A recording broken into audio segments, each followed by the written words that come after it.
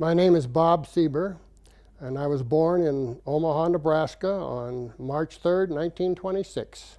We moved to Colorado when I was 5. My folks built a home in Lakewood on 2375 Garland Street, which at that time mostly farms around us. But people were beginning to build some homes at that time, and we moved there and I attended the Lakewood schools. We were home. We were just getting ready to go to church, and Dad had the radio on downstairs, and he came running up and said that the Japanese had attacked Pearl Harbor. And I won't ever forget that. We all just looked at each other stunned. We couldn't believe it. And I remember my dad said, well, I guess the scrap iron we sold them is going to come back at us. I think being in high school, we had some pretty good social studies and history teachers. I also remember that the following morning, Monday morning, Dr. Kays, who was principal at Lakewood High School, Lakewood wasn't very large. We were at 10th and Wadsworth. We had the elementary school and the junior high school, and that was the Lakewood district. And we had our own superintendents. You know, all of the metropolitan areas had their own school systems because there hadn't been any reorganization at that time. And he brought us all into the auditorium and spoke to us for about 7 or 8 or 9 minutes, and then asked all of us to stand in silence for about a couple of minutes, and a lot of the girls were crying. And then we went back to our rooms, and we spent the first period discussing what had happened and our feelings about it and so forth. I guess to get it off of our minds or so forth. And I think a lot of us thought, well, we'll be going. We'll be going. And of course, many of us did. Went all the way through high school, and a couple of fellows that was on the team with me, we were seniors, and some of my buddies were being drafted into the Army. So Stan and Ken and I found out that if we joined the Navy, they would defer us until we graduated. So we went down in March and joined, and they did defer us. We, I think, graduated on May the 27th or 28th. I think it was a Friday. And the following Monday, we were down at Union Station on a train on our way to boot camp at Farragut, Idaho. And, but we did appreciate the fact that they deferred us until we got our high school diploma. It was right off of Lake Coeur d'Alene, which is a huge lake up in Idaho, and that's where we got all of our training in seamanship. And there were 6 camps up there, and quite a large facility. And then there was another camp for service school. But we grew up at boot camp. And we came in as boys, and we came out as, I guess you want to say, men. And I think something else that came out of that was teamwork. You learned to work as a team, and it was a team effort. And you were only as strong as your weakest link in that team. And so I went to boot camp up there, and then came home for, I don't know, I think about 7 days, 8 days, and turned right around and went back up to Camp Gilmore to radio school. After radio school, I was sent to Treasure Island in San Francisco, and there I took a troop ship to the Caroline Islands, to Ulithi, and there I picked up my ship, the USS Eisele, Destroyer Escort number 34. When we left the troop ship, I think there was, about, I'd say, 25 of us that they just took around the bay there, and I was the only one that was dropped off on. I was assigned to the DE. Some of them went to cruisers, some of them went to baby carriers, to destroyers. I'm not sure, but we lost track of each other, and I felt a little bad about that because some of them, there's groups of 2 or 3 that got to go on a ship, but I think the communications division, signalman and radioman, there aren't that many aboard a DE. Had a crew of about, I think, 185, and if I remember right, about 15 or 16 officers. Our skipper was Lieutenant Commander Ranta. He owned a number of bakery shops in Massachusetts and New Hampshire and was reserved, but I think we'd followed him to hell. He was a fantastic skipper. He received the Silver Star, by the way, for some of the action that we were in. But they were great. They were great shipmates and received me very well and so forth, and made some lifelong friends from the crew. I was lucky in this regard. Boy, when you were aboard ship, you had clean bedding, dry. Could take a shower. Your clothes were washed and dried, and we didn't have the best food in the world, and we had plenty of water. And when we were off watch, we could read our letters from home, reread them, read books, would share books, write letters, wash our clothes, sleep, shoot the bull, play a lot of cards, little gambling going on, that sort of thing.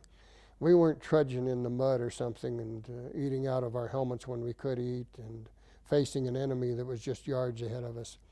And of course, I know some of my buddies after the war that were in the Army, or a couple and so forth, and said, well, yeah, you had a ship, but what happened if it was blown out from underneath you? I said, well, that's the chance you take. But I said, as far as living conditions, we had it pretty darn good aboard ship. We were assigned to do some escort duty for some baby carriers, and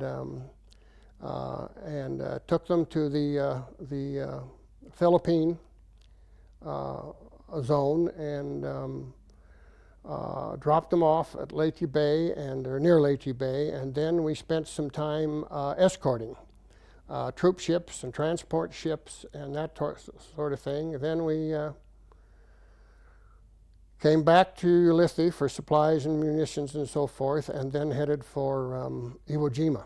And we weren't involved in D-Day at Iwo Jima either. We were involved mainly in escort and anti-submarine screening. So we were further out. I think only about twice were we close enough where we could see Mount Suribachi through field glasses. Of course, we heard, we got reports, every ship did, and boy, Iwo Jima evidently was really rough. Really rough. And I think I've heard that Iwo Jima and Guadalcanal were two of the tough ones. And so I feel sorry for the fellows that went ashore on both of them, because if I remember right, casualties were very high. A lot of anti-submarine screening, escort duty and so forth for, again, troop ships, supply ships, CVEs, cruisers, that type of thing. We were primarily escort duty. And we were there for, I think, about January, into January, a good share of February and March in the Iwo Jima area. Then we were sent back to Ulithi, again for more munitions and supplies, and were part of the invasion fleet of Okinawa. And I will never forget D-Day at Okinawa, for the simple reason it was April 1st, 1945, and it was Easter Sunday and April Fool's Day. A double day. I know maybe they did that purposely because they think that, the Japanese weren't expecting us. We were assigned to Red Beach, and we laid smoke. And I'll never forget, I was a radioman, but my battle station was on a 20 millimeter. And I was a spotter, had the field glass and so forth, and we had a loader and we had a gunner. And I was on the port side, but we were just off of the bridge. And as we look back, of course the smoke was in front of us, and I looked back at these troop ships and saw these rope ladders coming down over the side, and saw these guys coming down there with their packs and so forth and getting in landing craft and making their circle, and some of them went right by us, right under the smoke and onto the beach. And Red Beach wasn't that bad, as I understand it. There weren't too many casualties, but as when they got further inland, I guess there was. There didn't seem to be too much fire on the beach. When we had a chance, once in a while, horrible to say, you'd see a person fall, but very few, very few. And of course, then we lost track of them because they went in right away on the beach. But we understood that we'd get a daily report aboard ship with what's going on, and it got pretty intense further inland. And I know the Marines aren't going to like this. is we found out later that the Marines got all the publicity, and there was probably more Army that went on that beach than there were Marines. And I always thought, boy, if I'd been an Army infantryman, I think I'd been a little upset over that. Remember, we had so much going on. There were 16 inchers, I think, and 8 inchers going up over us from cruisers and battleships, and they had spotter planes, and then they also had dive bombers come in and strafe and dive bomb the beach. They just pulverized that beach, just unbelievable, and just constant. And we, of course, could hear the shells going over, you know, the 16 inches from the battleships and the 8 inches from the cruisers. And I don't know, maybe there were some 5 inches from destroyers for all I know. I just can't remember. We were pretty busy. We were at battle stations and laying smoke. There was friendly fire that shot down our own planes, I'll have to say that. I'm sure that was true in any battle, where communications got mixed up, you know, and we thought it was a bogey, and it wasn't. And most of us,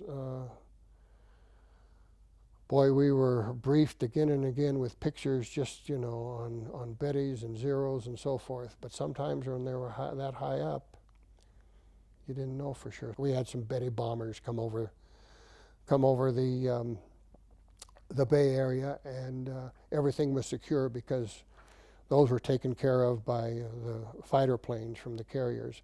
And once in a great while, a Betty would come in that close, and maybe it's because the fighter planes didn't get it. And then we'd be secure, and then we would be released to fire on those Bettys. So maybe some of those Bettys that came over Okinawa at that time, the bombardiers weren't that well trained. Maybe the pilots weren't either, or the gunners, for all I know. They missed most of the time.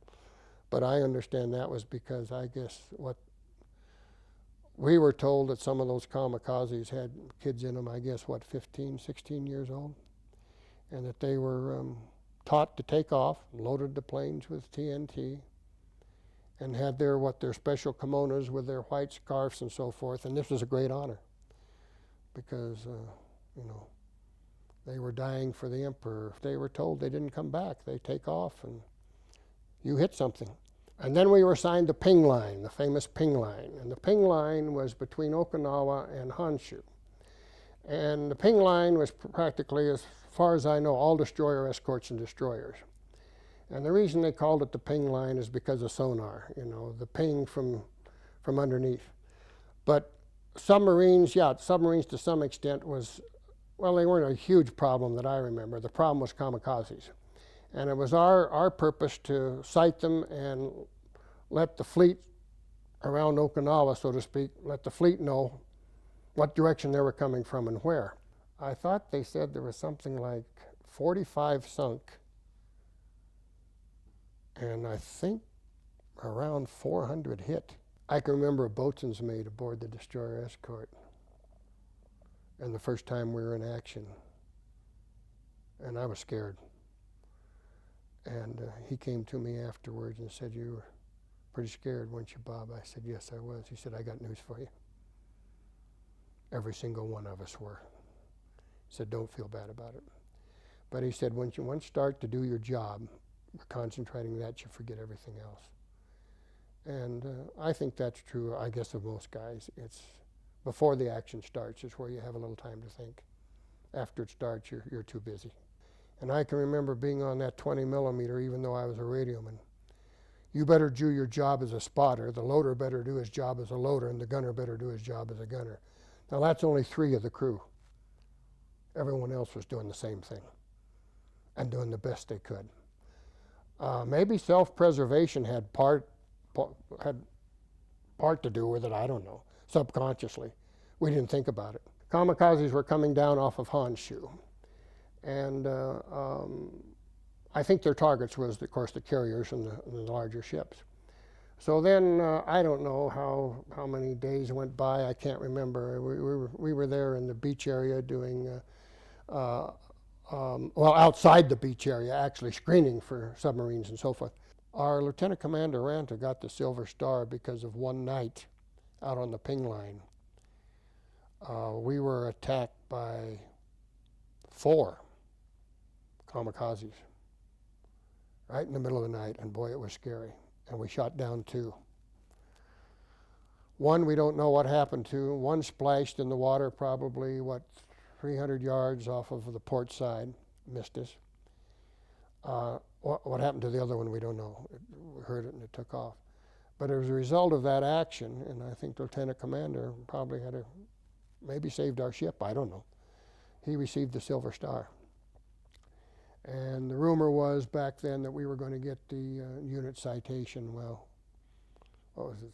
How many years has it been? We've never heard a thing about it. Some people don't get a unit citation for 75 years, I guess, I don't know.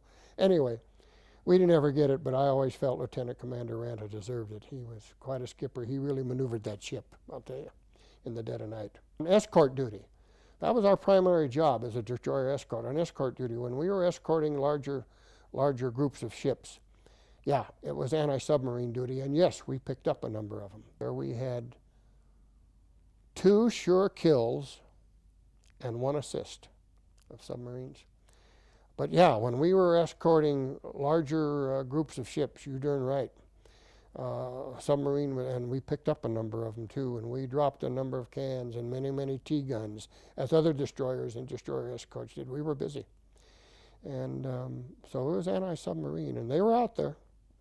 And once in a while, you'd see a torpedo, and a few ships were sunk. It didn't ever come up as a submarine. It came up in pieces, and lots of oil, and I can't, every kind of equipment you can think of floating on the water. And in every case, there's some bodies too. And, but all kinds of debris. On one occasion, the oil slick was so huge that our executive officer said there's no way they were sending up oil. And then parts of the submarine, and all kinds of equipment, and even on one occasion, a number of bodies. Well, on 2 occasions this happened. The assist, the submarine was sunk, but another destroyer, I mean, the 2 of us together were after the sub, so they gave us an assist. But no, you didn't have a kill unless you actually saw. And in all 3 of these cases, everything came up. Now, we had some others that were questionable. We didn't know whether we ever sunk them or not. Maybe we damaged them, but definitely didn't sink them. I don't recall of any members of the crew taking anything out of the water. Now, I'm not sure. I think on a couple occasions a boatswain did. I think he got I don't know what he got. And the executive officer was a little upset about that, because that was an officer's responsibility if you're going to take anything at all. And now that we did take, yes, excuse me, they did take some things for identification. We did take some things out of the water for intelligence. That was pretty rough duty. We had a torpedo go under us, and thank God it did. I guess whoever said it, we're not, destroyer escorts aren't too far in the water, and I think this skipper probably thought, I'm going to get you guys right at the water line and really take care of you. And it went right under us. And I guess the good Lord was with us. This was very unusual because we were alone at this particular time. We were going back to Ulithi, and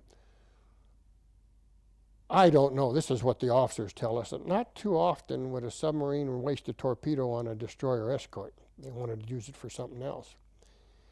But yeah, we were alert all the time. We had the Y guns, the old barrels, and we had the, what did they call them? We called them the T guns. And they were a huge box. Gosh, I don't know how big. And they had these tubes that came out with a T, and they scattered all over. And those are the ones that were really effective. Sonar didn't pick it up or a blooming thing. We saw the torpedo in the water, and that was it. And it came at it so quick and so fast we couldn't maneuver out of the way. And I think all we had time for really was to grab our life jackets, and some of us didn't even get above deck. But we didn't ever see the submarine. And for some reason, sonar didn't pick it up. We can't figure that out. We were damaged by a kamikaze. We didn't sink. It was up on the bow. And I was back on the other side of the bridge on a 20 millimeter on the port side. Yeah, so we quite a bit of heat, instant heat and so forth. And of course, we were all down with our life jackets on the deck. And the heat was enough that it took some of the paint. You see, we didn't have turrets. we had those gun shields, you know, they were about, I don't know, how high were they, up to here, maybe a little higher, and our helmets and so forth. And the heat was enough that it bubbled the paint on the shield, you know, but we laid flat, and it went over us. It went up and over us. And so we were very fortunate. We did lose some buddies, but not too many, thank God. After that, we were sent to Caramaretto. Now, Caramaretto was, I think, about 30 miles, I'm not sure which direction, from Okinawa. And the Seabees had set this up for repairs. They had dry docks in there, and we came in there, and we came alongside a destroyer that looked like a junkyard. And those guys would be welding under the water at night. They would take other ships apart, I guess, because this destroyer, they had these huge cranes that were replacing a couple of their 5-inch gun placements on the deck with other ones. And they fixed us up. And we stayed right there, and I think we were fixed up in about, 7, 8 days. I know of fellows that were in supplies or whatever it might be that were never on the front lines. And to me, they were as big a heroes as the fellows that were. Because we were all given an assignment, you know, by the higher-ups. This is your assignment. This is where you're going. This is what you're going to do. And regardless what it was, you learned to do the best job you possibly could do. Whether you were aboard a ship in action, or whether you were in a combat zone or a non-combat zone. My point is, any given fellow or gal would have gone where they were told to go and would have done the best job they could possibly be. Everyone was a hero because they did their job that was asked of them, regardless where they were. And I think there's the difference. But if everyone hadn't done their job, you know, whether there was a supply line or a hospital facility somewhere on an island or a hospital ship, they were doing their job. And if they hadn't have, we probably wouldn't have won the war. And then they told us we weren't seaworthy. So we were sent back to the States. We were sent back to Everett, Washington, came down the Straits of Juan de Fuca into Seattle, and Everett was the base for destroyer escorts. Well, on our way back, they dropped the 2 bombs. And we were in Honolulu for a short time, and then came on in. And when we got to Everett, of course, the 2 bombs had been dropped, and the war was over. We didn't get back till I think about the middle of August, maybe it was a little later than that, and surrender terms had already been signed. Of course, when we were over there, you know, Germany had already surrendered. So I got my orders, and I was sent down to San Francisco and assigned to the USS Massachusetts battleship, which was berthed at just below Telegraph Hill, and if you know where Telegraph Hill is, where all the piers were, was berthed at Telegraph Hill. And that was like boot camp again. I think we had, 3,000, 3,200 men? I don't know.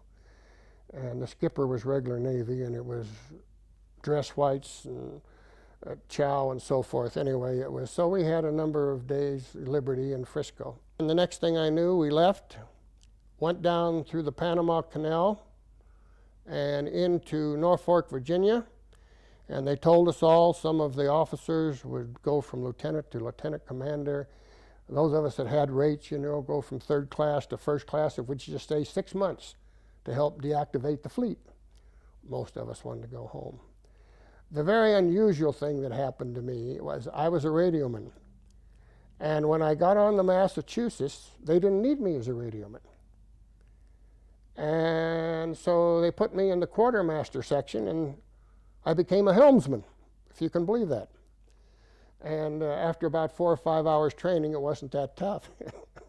And here I was a helmsman, and I guess my greatness or my fame is that I was at the helm part of the time on the Massachusetts when we went through the canal.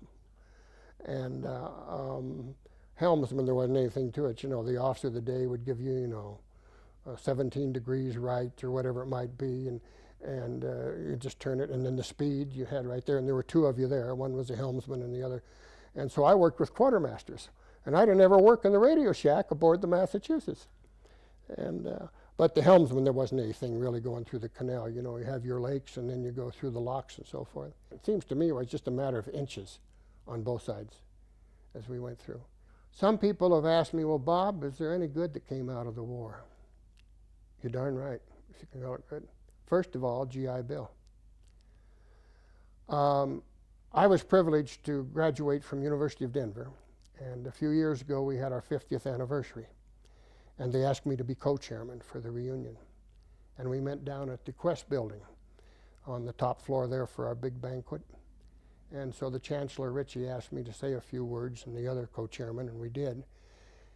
And my point was, I must have been 350 there. Of course, we were one of the largest classes, you know, because most of us were GIs when we graduated in 1950. So I asked all the ladies and men to stand in that room that went to DU on the GI Bill. I'll bet you 90% of them stood. Afterwards, fellows came up to me that said I was president of this college, I'm a doctor, I'm a dentist, I'm a lawyer, I'm a school teacher, I'm a business administrator. And I asked them, how many of you would have gone to college if it hadn't been for the GI Bill? And most of them said, well, Bob, we wanted to go, but it would have really been a struggle. I think the GI Bill probably educated millions of those 10 or 12 million servicemen. And it made a tremendous difference in our country. We had business people and professional people with college degrees that contributed to our economy, contributed to our society. So yeah, that's a good thing that came out of it, I guess, is the GI Bill. I don't think I'd been able to finish college if it hadn't been for the GI Bill. Always wanted to teach and was hired as a teacher in the Denver Public Schools, elementary teacher. I wanted to teach elementary school. And then eventually became an elementary principal. So Denver Public Schools was good to me. I taught at Columbian, 41st and Federal, and then I was transferred to Knapp, 5th and Utica as assistant to the principal, and then transferred to Sabin, 3050 South Vrain, and was appointed what they called a coordinator of instruction, and was assigned quite a number of probationary teachers in a number of schools all over the city, but Sabin was my headquarters. And worked with teachers, beginning teachers, on anything that needed help on demonstration teaching, lesson planning, discipline, parent-teacher relations, classroom organization, you name it. And then while I was at Sabin, I was appointed assistant principal at Sabin, and then appointed principal and asked to open a new building, Frank A. Trailer, right in the middle of Bear Valley. Then from Bear Valley, I was transferred to Ash Grove at 1700 South Holly and retired from Ash Grove after 32 years with the district in 1981. You know, Gene Emil was just a fantastic fellow, and his wife, Trish, she was very active in the PTA and a volunteer. And I set up what I called a father and son's breakfast and a mother and daughter's breakfast. And we would have them early so that the fathers could get to work, or if some of the mothers worked, they could get to work. And I'd have people come out from the ad building and explain curriculum and our various programs that we offered at Trailer. And then we'd have a question period and breakfast. And Gene Emil was in charge of our father-son breakfast, and just a tremendous guy. And just wrote some articles in the paper of what was going on. And of course, he was a product of the Denver Public Schools, as you know. So just very supportive and very competent fellow, very personable fellow. Liked him very much. He's a great guy. I understand a lot of Army came because they were stationed at Lowry and liked the area and liked the climate, close to the mountains. And, you know, we're very fortunate. Many of us travel and have traveled many parts of the world, but you come back to Colorado and you think for a minute, even with the traffic as it is now, how long does it take you to get up into the hills to fish or to hike or go to a cabin, you know, or play golf up there, or just go up to rest or ski, you know, whatever you want to do, you know, a boat on the lake to fish or just a boat for recreation. It's not that far away. You talk to people that live in the east and some parts of the country, and we complain because maybe nowadays, because of I-70, when heavy traffic, We think it takes us too long to get to where we want to go. You talk to some of the people on the East Coast or in the South or other parts of the country, Chicago area, and we tell them it takes this long, and they look at us like we're out of our mind. Well, that isn't any time at all. What are you complaining about? So I think, yes, a lot of the GIs came back. I think I know of just in my years with DPS, a lot of fellows were stationed at Lowry that came back here, really liked the city and liked the climate in the area. But the number of GIs that bought homes in southeast and southwest Denver back in the 50s and early 60s on GI bill that had moved here. So I think a lot of homes were purchased by GIs, GI loans. So that was another good thing, I guess, that came out of the war. Not only a GI bill for education, but GI loans for homes. And I'm sure we wouldn't have been able to purchase our tri-level here on Garnet hadn't been for GI loan. We wouldn't be able to afford it. Our home we got at 120 Garnet here in Broomfield. We got on a GI loan at 4% in 1956. And as Vic Bocart has said, a good many of us that moved out here to Broomfield in the old days, in the 50s, gosh, a good share. I don't know how many on our block at 120 Garnet were GIs. Most of the folks we met were GIs, and were wanting to settle down and and buy a home and raise a family and get situated in their profession or business.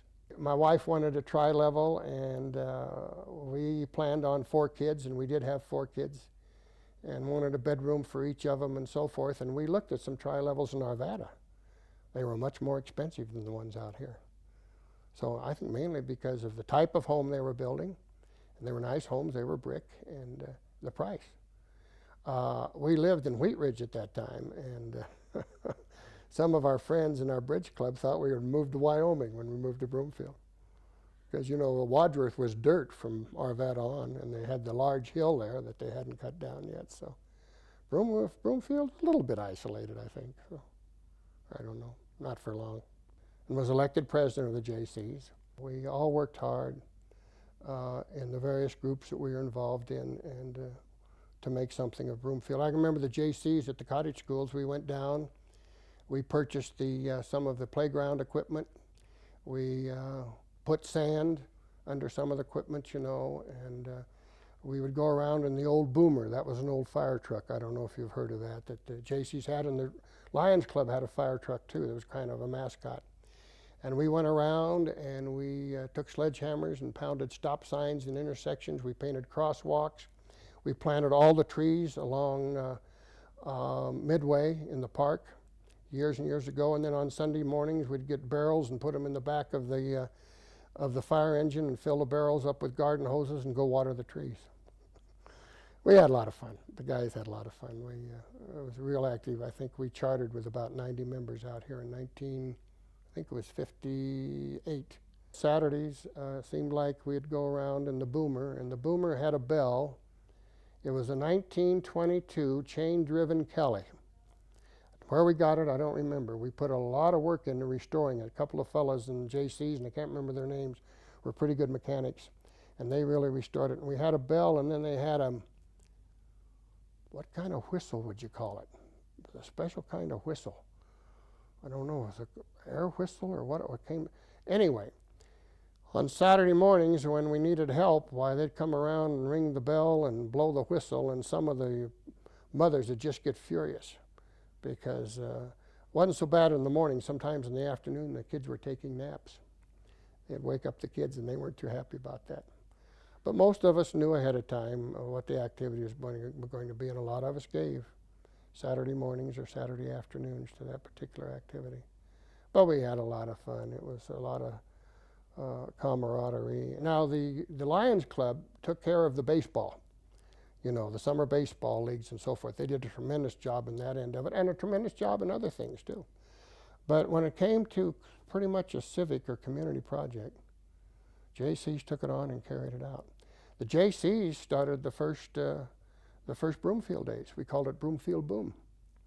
And we had it over in the parking lot by the Wells Fargo Bank, and also the old shopping center. And that's where we had our carnival. and we called it the Broomfield Boom. We also instigated the Broomfield Beauty Pageant, which was, and we had a young lady here that took second. I can't remember her name, in Miss Colorado. And we erected a large tent down in the shopping center and rented some wooden basketball flooring from DU and set up folding chairs and built a stage. And some of the JCets took chicken wire and put all kinds of tissue paper in back for a background. And we have McDonald, her name was Helen McDonald, that won in Broomfield. And Clyde Bruner, I don't know if you know Clyde Bruner, our veterinarian and former mayor. We were erecting the tent, and Clyde Bruner had on his white smock, you know, that some doctors and vets wear, and he was inside with some others. I think John Klob was in there too, who's a former dentist and now deceased. The tent started to fall, and that was right in the middle of the old shopping center. And that started to fall, and the rumor is that Clyde Bruner came out of that tent and broke all records in the 200-yard dash. They said his smock was practically as high as his head flying behind him. And we all got it, but Clyde won't admit to that. So we had to redo it, and then it rained like the devil the night of the pageant, and those things happened and kind of put a kibosh on the carnival, but we made it, and we got through it. We didn't have a police department except the county sheriff, and I remember Bell Swan of Empire Savings said he had put out the money to buy a police car and hire an officer. And so we went around the neighborhood and asked each home to contribute $10 to help support it and put a sticker up in their window. And that was our first police department. I was on the Board of Education. I can remember when the cottage schools on First Avenue were primary, and when we opened up Emerald, it was a junior high school, and we had to bus 9th, 10th, 11th, and 12th graders in Volkswagen buses all over this area. I never felt so sorry for high school kids in my life. They were bused to wherever we had room for them, and we'd pay tuition. And we had them going everywhere: Arvada, Thornton, Boulder, you name it. And I think if I had been a parent at that time, and I had a son or daughter in high school, I'm not sure I would have moved to Broomfield. And then Turnpike Land Company, which was a part of the 5 fellows, you know, that developed this, came to us and said, we got 20 acres up here. We'll give to you for the junior and high school site, where it is right now. And we had people in Broomfield that were going to recall us because that was too far north of town. So, you know, and we tried to explain to them, you know, the way the plat of the city was set out, that it wouldn't be. We both taught Sunday school, and then they cornered me to be superintendent of the Sunday school because of my background. And, you know, raising 4 kids, you did what you could to help out. And every family was doing something. I mean, you know, they were all actively involved in the community, church, schools, associations. I don't think any of us had any idea it would grow to be this large and this fast. You know. It seems fast to me now. I don't know. We've lived here for what, 40? See, we moved here in '56. I can't even think, 45 years. But so I guess in 45 years you'd expect it to grow. But you know, when they first started, they kept saying, the developer said it's going to be the 5th largest city in the state someday. Well, I think that was just, you know, they were hoping, and I don't know where we rank in size of cities now, but gosh, when you take Interlaken and the shopping center and everything that's around Old Broomfield, it's just amazing how large we are now. And I think some of us are concerned about growth, you know, maybe it's too fast, but what can you do about it? I mean, you go any direction in town and there's growth, and maybe more here now than in some areas. And I think thanks to our city government, I think our city council is doing an excellent job in controlling that and designating large areas of land that will be used for parks and recreation. We're going to have our share of open space. I think they've got a very good job in planning this city. I really do. And it takes a lot of effort and time on their part too. And I think at least as a citizen, I certainly appreciate it. And most of my buddies and friends feel the same way. I think the main reason we voted for it is all over years that we lived out here is, as far as I'm concerned, Boulder didn't do much to help us as a city or a county. I think we got what was left over. For years we wanted a decent gymnasium for our high school, and they built Fairview and other schools, and boy, they were palaces. We were down here with our barn. Finally, we got a gymnasium. So I think that's the main reason. I felt that we were, down here at the end of the county in the corner, and we got the leftovers. And we were paying taxes like everyone else, so why the leftovers? So in that regard, I think that's the main reason my wife and I voted for it. We figured, well, the heck with it. Let's be our own boss for a change. So I think it's going to work out okay. A friend of mine who lives in southeast Denver, Matt Casagrande, who's a golfer, was on the USS Austin, DE-15, and I didn't even know this. And they now have a national association called the Destroyer Escort Sailors Association. And they've had about 10 or 12 national conventions. And this last year they had it in Omaha. So Matt and Helen said, why don't you go with us? So Audley and I, we got in the car, we took our car and we drove to Omaha. And it lasted 4 days. And there was fellows from Destroyer Escorts, all over the country. Not a single fellow from the USS Eisele. I was the only one. Matt had 5 other fellows from the Austin. Of course, he's been going a number of years. And they have a newspaper, a quarterly newspaper that they publish, and I have subscribed to. And here in the paper is a guy in New Hampshire who is a radarman. Don't remember him.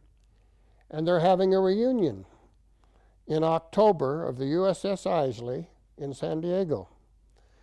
So I called him, and he called back, and they said they haven't got, and I saw this in the quarterly journal from the National Destroyer Educator. And he said they've had about 5 or 6 reunions, and I didn't even know about them. Of course, I didn't get active until just this year in the association. Matt wanted me to get active in it, Casagrande, because he's real active. They had one, the last one they had a year ago, and I can't remember where it was now. Commander Ranta, Lieutenant Commander Ranta was there, and he was very old and using a cane. He didn't think he could come to any more. There were 17 at the reunion. And he said the first reunion they had 6 or 7 years ago, there was 30-some, and it's gone down every year.